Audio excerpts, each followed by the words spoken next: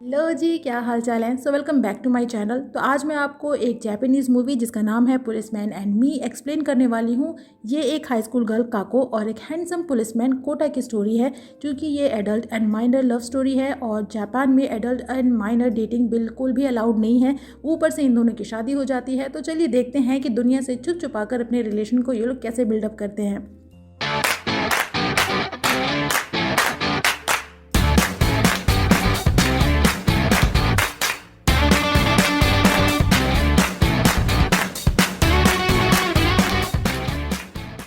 तो मूवी के स्टार्ट में हम देखते हैं काको को, जो अपनी फ्रेंड के साथ क्लब में आई होती है और अपनी एज यहाँ पे 22 ईयर्स बताती है, जबकि उसकी एज सिर्फ और सिर्फ 16 साल की है। और यहाँ पे कुछ लड़के उनसे ड्रिंक करने को बोलते हैं, बट चूंकि काको अभी माइनर है तो वो ड्रिंक नहीं कर सकती और इसकी जान बचती है जब एक हैंडसम से लड़का आकर उसकी जगह ड्रिंक करता है। और ये है हमारा मेन लीड कोटा, जो कि एक पुलिस वाला है, बट काको को ये नहीं पता और काको को उसको देखते ही प्यार हो जाता है।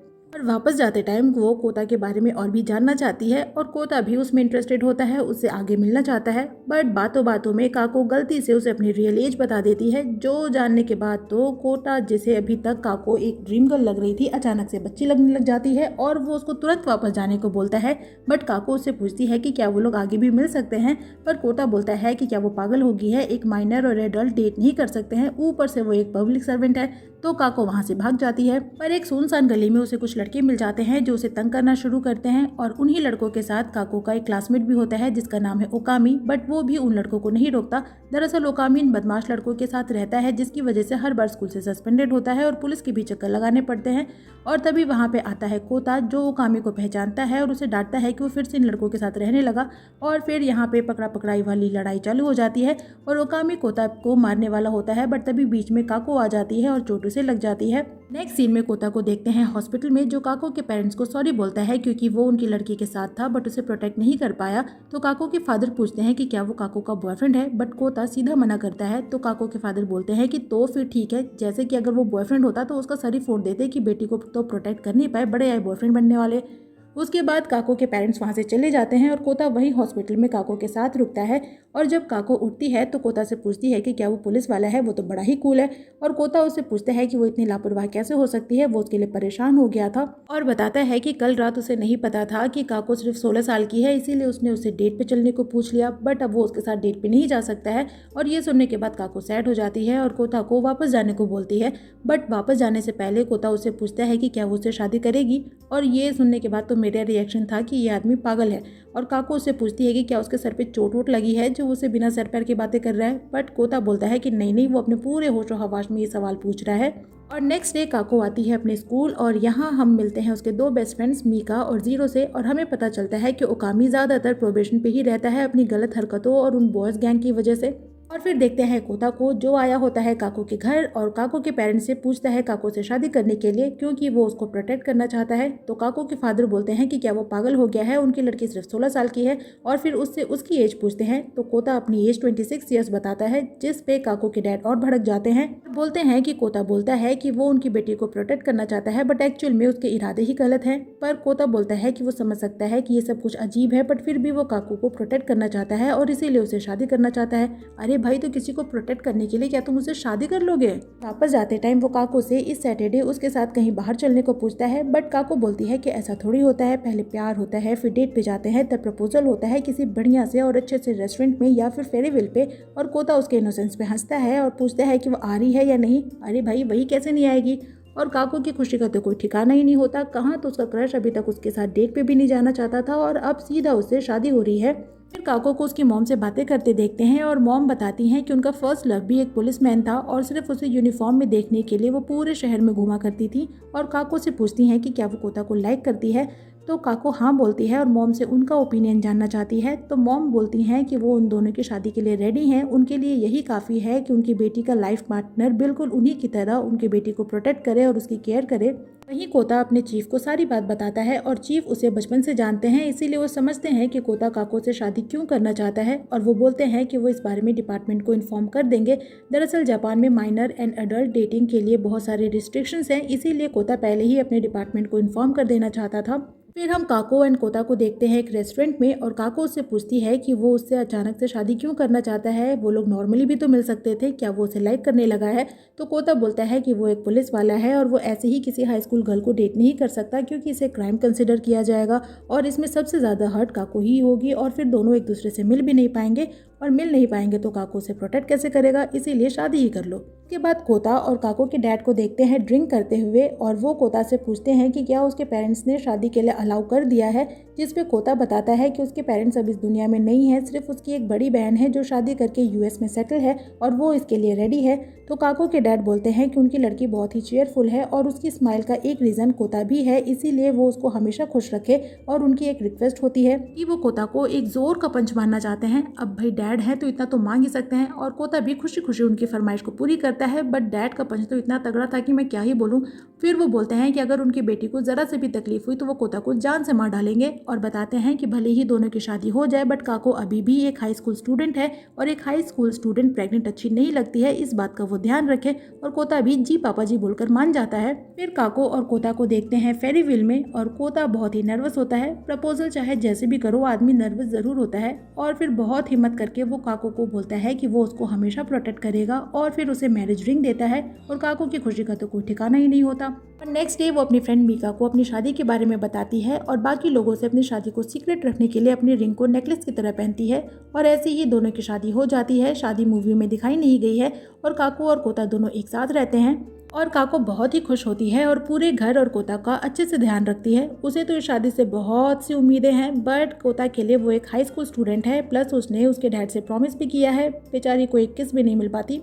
और एक दिन ओकामी भी वापस से स्कूल ज्वाइन कर लेता है और पूरी क्लास में बस काको को ही घूरे जा रहा था बट काको तो उसकी तरफ ध्यान भी नहीं देती।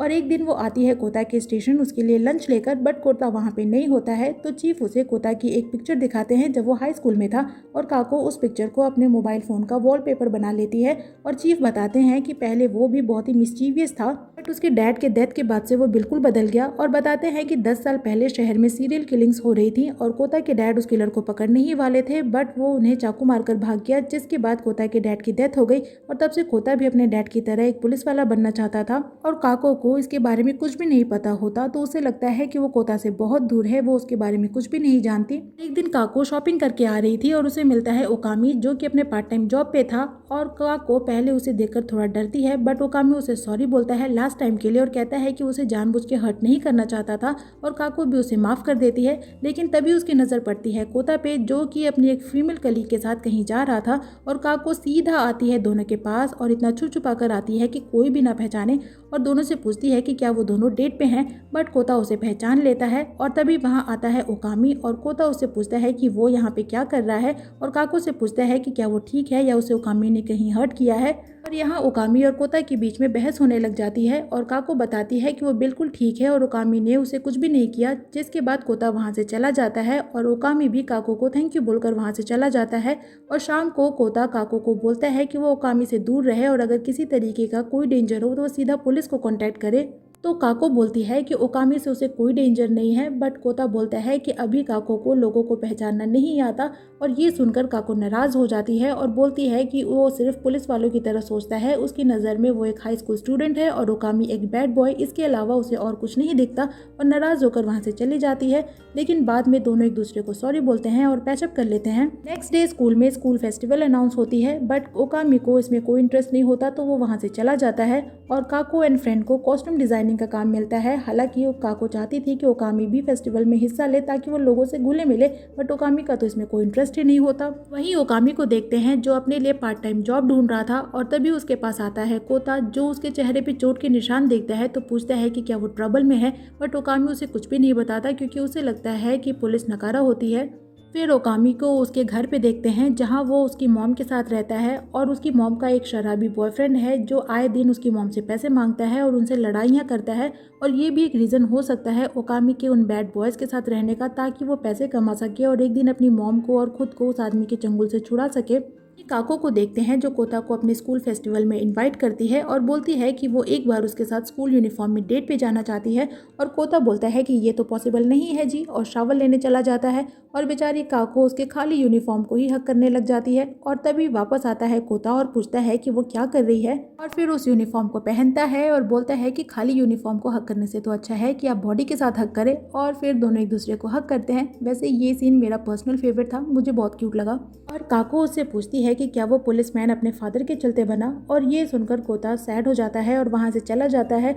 और बाद में काको उससे बोलती है कि अगर उसका मन हो तो वो कभी उसे उसके डैड के बारे में ज़रूर बताए। फिर एक फ्लैशबैक दिखाते हैं जब कोता हाई स्कूल में था और एक दिन उसके डैड एक सीरियल किलर को पकड़ रहे थे, बट वो सीरियल किलर भागते हुए कोता की तरफ जा रहा था जो उस वक्त इत्तेफाक से वहीं पे था। और उसे प्रोटेक्ट करने के चक्कर में कोता के डैड ही इंजर्ड हो जाते हैं और उनकी डेथ हो जाती है। और ये सब कुछ याद करके कोता सैड हो जाता है। नेक्स्ट डे स्कूल में काको एंड फ्रेंड्स फेस्टिवल की तैयारी में लगे होते हैं और ओकामी उनके लिए लंच लेकर आता है और सभी बातों बातों में उसे भी अपने साथ काम पे लगा लेते हैं।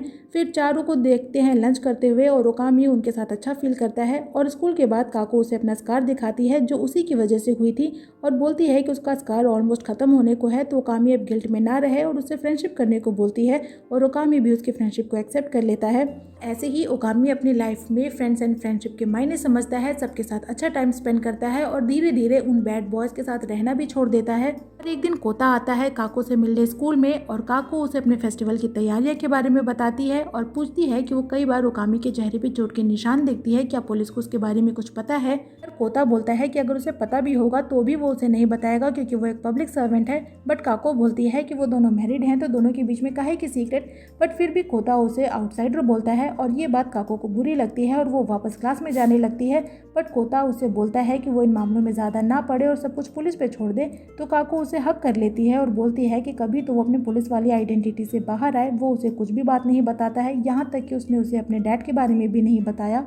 कोता बोलता है कि ये उसकी प्रॉब्लम है, पर काको बोलती है कि ये उसकी नहीं उनकी प्रॉब्लम है। वो कोता के हर अप्स एंड डाउन्स जानना चाहती है, आखिर वो उसकी वाइफ है। पर तभी कोता को एक कॉल आ जाती है और उसे जाना पड़ता है। फिर काको को देखते हैं जो सैड होती है और एक जगह बैठ के रो रही होती है। और तभी उसके पास आता है ओकामी उसे चीयर अप करने के लिए और पूछता है कि क्या वो अपने बॉयफ्रेंड की वजह से सैड है। बट काको उसे कुछ नहीं बताती और वहाँ से जाने लगती है। बट ओकामी उसे हक कर लेता है और फिर उसे सॉरी बोलकर वहाँ से चला जाता है। और एक दिन कोता को ओकामी के नेबर से कंप्लेन आती है शोर होने की, और वहीं देखते हैं ओकामी को जिसे उसकी मॉम का बॉयफ्रेंड बहुत मारता है और उससे पैसे मांगता है और स्कूल छोड़कर जॉब करने को बोलता है। और तभी वहाँ पे आता है कोता जो ओकामी से पूछता है कि क्या वो ठीक है, पूछता है कि वो स्कूल क्यों नहीं गया। बट ओकामी उसे कुछ नहीं बताता। तो कोता बोलता है कि वो अभी भी एक बच्चा है और उसे किसी की हेल्प लेनी चाहिए, वो अकेले सब कुछ हैंडल नहीं कर सकता और अगर उसे किसी तरह का कोई प्रॉब्लम है तो वो उसे बताए, पुलिस हेल्प के लिए होती है। और ओकामी वहीं पे रोने लग जाता है, आखिर है तो वो बच्चा ही और अपनी लाइफ में इतना कुछ झेल चुका है कि उसे समझ नहीं आ रहा कि वो किस पे विश्वास करे और किस पे नहीं करे। और तभी उसकी मॉम का बॉयफ्रेंड बाहर आता है और कोता उससे कुछ क्वेश्चंस पूछना चाहता है, बट वो बोलता है कि पुलिस के पास उसके खिलाफ कोई वारंट नहीं है तो वो कुछ भी आंसर नहीं देगा और वहाँ से चला जाता है। और फिर कोता भी ओकामी को चिंता ना करने का बोलकर वहाँ से चला जाता है और ओकामी सोचता है कि कोता उतना भी बुरा नहीं है जितना वो समझता है। Next day Kako and friends आते हैं ओकामी के घर क्योंकि वो काफ़ी दिनों से स्कूल नहीं आ रहा था और उसे पूछते हैं कि क्या वो फेस्टिवल में आएगा या नहीं। बट ओकामी उनको मना करता है और वापस जाने को बोलता है। बट सभी फ्रेंड्स उसके घर के अंदर आ जाते हैं और देखते हैं कि उसके घर के सभी सामान बिखरे हुए हैं और इसीलिए वो फेस्टिवल में नहीं आएगा क्योंकि उसे ये सब कुछ अरेंज करना था। और काको बोलती है कि अगर वो सभी मिलकर उसके सामान को अरेंज कर दे तब तो वो फेस्टिवल में आ सकता है, आखिर फ्रेंड्स हेल्प के लिए होते हैं और सभी को एक दूसरे की हेल्प करनी चाहिए। फिर सभी फ्रेंड्स मिलकर ओकामी के घर के सामान को अरेंज करते हैं और ओकामी फर्स्ट टाइम इन इमोशंस को फील करता है जो दोस्तों से मिलती है। नेक्स्ट डे होता है स्कूल फेस्टिवल और काको बनी होती है कछुआ और बहुत ही फनी लग रही होती है और उससे मिलने आता है कोता जो उसे बताता है कि आज उसने डे ऑफ लिया है और काको खुश हो जाती है और सभी कोता को स्कूल यूनिफॉर्म पहनाते हैं और काको का जो ड्रीम था कोता के साथ स्कूल यूनिफॉर्म में डेट पे जाने का वो पूरा हो जाता है। बट कोता बोलता है कि अगर किसी ने उसे इस हालात में देख लिया तो उसकी तो पूरी रेपुटेशन ही चली जाएगी। बट काको उसे टेंशन ना लेने को बोलती है। फिर दोनों वहाँ पे खूब इंजॉय करते हैं और तभी कोता की नज़र पड़ती है उसके किसी कलीग पे और वो काको को लेकर भागता है और दोनों जाकर छुपते हैं एक लैब में। और वो काको को बताता है कि दूसरे डिपार्टमेंट वाले उसके बारे में नहीं जानते हैं, अगर वो लोग पकड़े गए तो उनके लिए बहुत बड़ी प्रॉब्लम हो जाएगी। तो काको उसे सॉरी बोलती है, वो भी बहुत ही क्यूट तरीके से। और यहाँ पर दोनों के बीच में एक मोमेंट क्रिएट होता है और दोनों जैसे ही किस करने वाले होते हैं कोई आ जाता है और दोनों प्लस मेरे अरमानों पे पानी फिर जाता है। फिर दोनों आते हैं काको की क्लास में और यहाँ होता है ओकामी जो कोता से पूछता है कि वो यहाँ क्या कर रहा है। तो कोता बताता है कि वो ड्यूटी पे है और तभी ओकामी को लगता है कि कोता अभी जिस गेटअप में है वैसे उसने पहले भी कभी देखा है। और तभी उसे याद आता है कि एक दिन उसने काको के फ़ोन के वॉलपेपर को देखा था जिसमें कोता की हाई स्कूल वाली पिक्चर थी और काको ने उसे अपना बॉयफ्रेंड बताया था। और ओकामी सीधा आता है काको के पास और उससे उसके बॉयफ्रेंड के बारे में पूछता है। तो काको बताती है कि उसका बॉयफ्रेंड आज यहाँ आया है और भले ही वो फ्रेंडली नहीं है, फ्लेक्सिबल नहीं है और किसी भी सिचुएशन में इजीली अडॉप्ट नहीं कर सकता है, बट फिर भी वो उसका सुपर हीरो है जो उसे हमेशा प्रोटेक्ट करता है।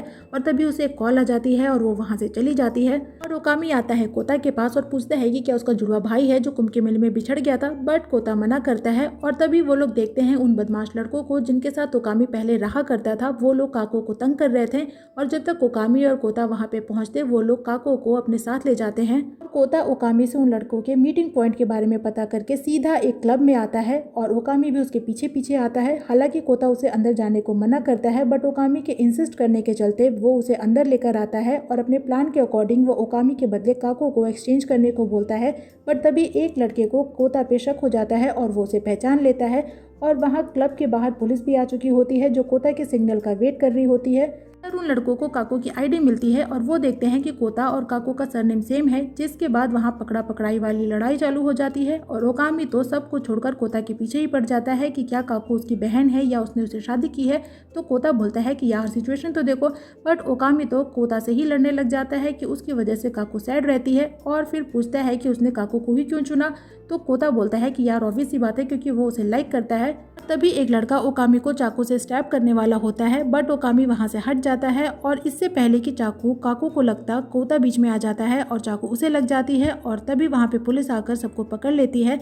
नेक्स्ट सीन में कोता और काको को देखते हैं हॉस्पिटल में और कोता उससे पूछता है कि क्या वो ठीक है, बट काको उस पर नाराज होती है और बोलती है कि क्या कोता के प्रोटेक्ट करने का मतलब ये था कि वो उसके लिए अपनी जान भी दे सकता है, और अगर ऐसा है तो आज से वो उसके साथ नहीं रह सकती क्योंकि वो अपनी वजह से कोता को डेंजर में नहीं डालना चाहती है और उसे नहीं लगता कि वो एक पुलिसमैन की वाइफ बन सकती है। और अपनी रिंग उसे देकर वहाँ से चली जाती है। अब काको अपने पेरेंट्स के साथ रहती है और ऐसे ही कुछ दिन बीतने लगते हैं और वो कोता को मिस भी करती है। वहीं ओकामी को देखते हैं जो अपना घर शिफ्ट कर रहा था और उससे मिलने आता है कोता, जो उसे लाइफ के ऊपर कुछ ज्ञान देता है और फ्यूचर के लिए ऑल द बेस्ट बोलता है। बट जाने से पहले ओकामी कोता से काको के बारे में पूछता है और बताता है कि काको आजकल बहुत ही लो रहती है और कहता है कि ओकामी उतना भी स्मार्ट सुपर हीरो नहीं है जैसा कि काको उसे समझती है। और फिर उसे बाय बोलकर वहाँ से चला जाता है। और एक दिन काको के स्कूल में कोता की एक वर्कशॉप होती है और उससे पूछा जाता है कि पुलिस की जॉब इतनी डेंजरस होती है फिर भी वो लोग ये जॉब क्यों करते हैं। तो कोता बताता है कि उसके डैड भी एक पुलिसमैन थे और एक दिन वो उसे प्रोटेक्ट करते करते खुद मर गए और तब से उसे लगता है कि पुलिस वालों को उसके डैड के जैसे होने चाहिए जो लोगों को प्रोटेक्ट करने के लिए अपनी जान भी दे दे। हालांकि उसे इस बात का रिग्रेट हमेशा रहा कि वो अपने डैड के साथ ज़्यादा टाइम स्पेंड नहीं कर पाया और उनको हमेशा मिस करता है। और अब एक इम्पॉर्टेंट पर्सन से उसे सीखने को मिला कि किसी को प्रोटेक्ट करने के लिए और किसी को अपना प्यार दिखाने के लिए आपको उसके लिए मरना नहीं बल्कि जीना आना चाहिए, ताकि वो पर्सन आपके साथ लंबे समय तक रहे और आप दोनों हमेशा खुश रहें। और इसीलिए वो लोग पुलिस वाले बनते हैं ताकि समाज में वो लोग बाकी लोगों को डेंजर से प्रोटेक्ट करते रहें, ताकि वो लोग अपने लव वंस के साथ खुशी खुशी रहें। वहीं देखते हैं काको को जो रो रही होती है और जब कोता वापस जा रहा होता है तो चीफ उसे बोलते हैं कि शायद वो यहाँ स्कूल में कुछ भूल रहा है और अगर कोता चाहे तो यहाँ पे वापस रुक सकता है। और उधर काको भी कोता से मिलने आती है और दोनों एक दूसरे से मिलते हैं, एक दूसरे को हग करते हैं और काको उसे सॉरी बोलती है और कहती है कि वो हमेशा उसे प्रोटेक्ट करना चाहता है, वहीं वो है जो उसे ट्रबल्स देती रहती है। बट कोता बोलता है कि तो भी वो हमेशा काको के साथ रहना चाहता है अपनी पूरी लाइफ टाइम के लिए। और तभी दोनों एक दूसरे को किस करने वाले होते हैं, बट फिर से उन्हें कोई डिस्टर्ब करने आ जाता है। यार मैं वहाँ होती ना तो मैं उस आदमी को मार देती और फिर इन दोनों को कंटिन्यू करने को बोलती, पर कोई नहीं। फिर हम देखते हैं कि पूरा स्कूल दोनों को कॉन्ग्रेचुलेट करता है और फिर दोनों को हम देखते हैं फेरीवेल पे और यहाँ पे दोनों की फर्स्ट किस होती है फाइनली। और फिर कोता उसे उसकी रिंग पहनाता है और अगेन यहाँ पे उनकी सेकंड किस भी हो जाती है, नॉट बैड। और इसी के साथ ये मूवी यहीं पे खत्म हो जाती है। तो इसी के साथ इस मूवी की एक्सप्लेनेशन यहीं पे होती है खत्म। आपको मूवी एंड एक्सप्लेनेशन कैसी लगी कमेंट सेक्शन में जरूर बताइएगा। वीडियो अच्छी लगी तो वीडियो को लाइक कीजिएगा, फ्रेंड्स के साथ शेयर कीजिएगा और मुझे इनकरेज करने के लिए मेरे चैनल को जरूर सब्सक्राइब कीजिएगा। मैं आपसे मिलूंगी नेक्स्ट वीडियो में किसी नेक्स्ट मूवी या ड्रामा की एक्सप्लेनेशन के साथ। तब तक अपना खूब सारा ख्याल रखिए। sayonara।